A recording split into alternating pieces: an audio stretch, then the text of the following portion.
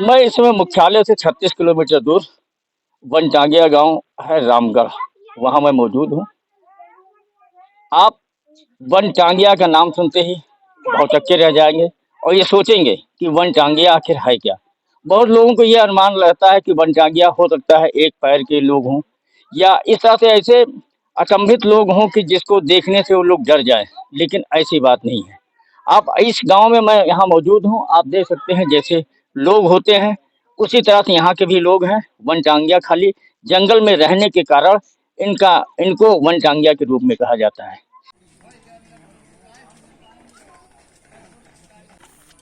DJ DJ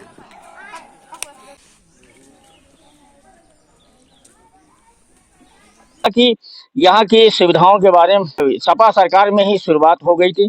Sapa सरकार ने इसको संज्ञान में लिया था, लेकिन उतनी तेजी से यहाँ विकास नहीं हो पाया था।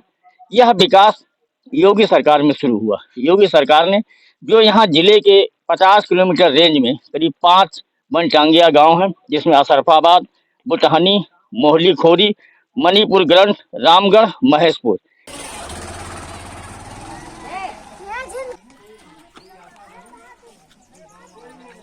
ये सारे गांव जंगल के बीच में हैं। इनकी सारी गतिविधियां जंगल में होती है। इनके बारे में थोड़ा सा हम इतिहास के बारे में आपको जानकारी देंगे।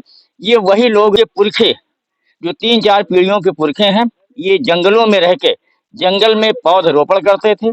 उसके बाद जंगलों को काटते थे और काटने के बाद फिर परिवार, ये पूरा गांव शिफ्ट हो जाता था। उसके बाद जहां जंगल कटता था वहां बसते थे और वहां फिर पौधरोपण करना शुरू कर देते हैं।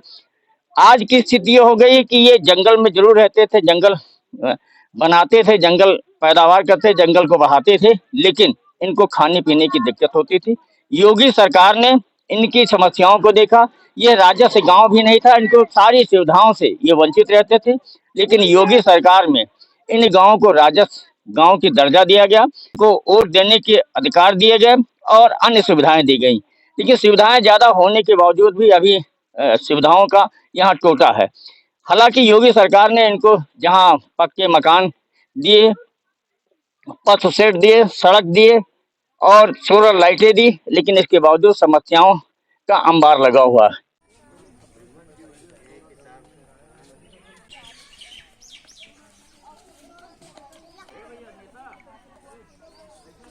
जैसे देखा जाए, हालांकि जंगल के बीचों बीच का मामला है। आप उस साइड में देख सकते हैं, जंगल में लाइट तो आई है, लेकिन इनके गांव में लाइट की समस्या नहीं है। इस लाइट को अगर ट्रांसफार्मर रख के कन्वर्ट कर दिया जाए और इनको लाइट आराम से दी जा सकती है। वहीं यहाँ के कुछ लोगों से जानकारी की गई, तो उन लोगों ने बताया गांव में कोई प्राइमरी या सरकारी विद्यालय नहीं है, ना अस्पताल है, जबकि ये मूलभूत सुविधाओं में देखा जाता है कि अस्पताल हो, शिक्षा की व्यवस्था हो, ये मूलभूत सुविधाएं हैं। यहाँ एक चीज और जानकारी करने पता चला कि गल्ले की दुकान तो है, सरकारी गल्ले की दुकान है, लेकिन काफी दूर से इनको गल्ला लाने के लिए जाना पड़ता है।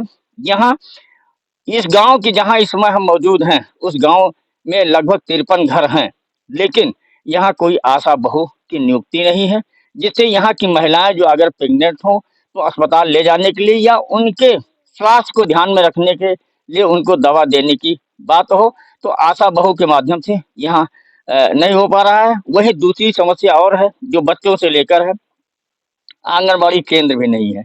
आंगनबाड़ी केंद्र हो जाए तो बच्चे जो हैं, या प्रेग्नेंट महिलाएं हैं, या गर्भवती महिलाएं हैं, तो उनको पोषाहार दें, जिससे बच्चे स्वस्थ पैदा हों। हालांकि दीपोत्सव का कार्यक्रम आज जिला प्रशासन द्वारा यहाँ आयोजित किया गया है, जिसमें जिले के सारे अधिकारी, सारे सारे विभाग के मौजूद रहेंगे।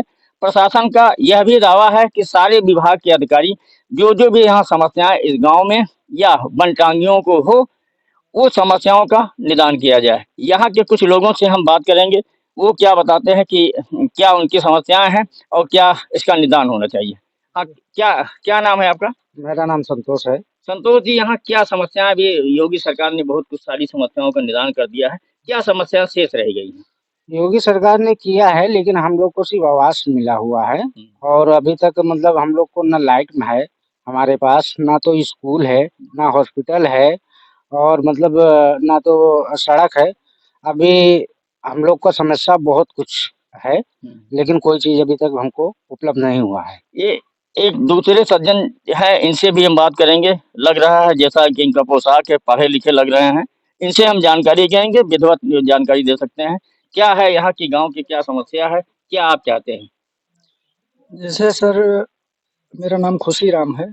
मैं बनटांगिया भू विकास समिति का अध्यक्ष भी हूँ। 5 बनटांगिया गाँव हैं, 1 बनग्राम है और 4 बनटांगिया गाँव हैं जनपद गोंडा में। मैं जिला कमेटी का सदस्य भी रह चुका हूँ। यहाँ पे जो है पूर्ववर्ती सरकारों द्वारा, जैसे विगत वर्ष 1926 से बनटांगिया पद्धति चलाई गई है जनपद गोंडा में, और 2006 में भारत सरकार द्वारा भारतीय जो है वन अधिकारों की मान्यता कानून बनाया। उस कानून के तहत यहाँ के बनटांगिया लोगों का दावा किया गया।